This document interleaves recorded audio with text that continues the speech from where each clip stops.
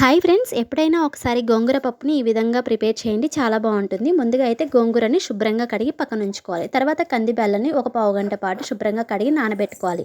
తర్వాత కుక్కర్లో ఒక గ్లాస్ కంది బెల్లకి 2 గ్లాసుల వాటర్ పోయాలి. తర్వాత కొద్దిగా చింతపండు, పసుపు, ఆనియను, అదేవిధంగా కారానికి సరిపోయేంత పచ్చిమిర్చి, కొద్దిగా అల్లం వెల్లుల్లి పేస్ట్, మనం ముందుగా శుభ్రంగా కడిగి పక్కన ఉంచుకున్న గోంగూరను కూడా వేసి, కొద్దిగా కొత్తిమీరను కూడా వేసి కుక్కర్ మూత పెట్టేసి ఫ్లేమ్ని మీడియంలో ఉంచి ఒక 3 విజిల్స్ వచ్చే వరకు ఉడికించుకోవాలి.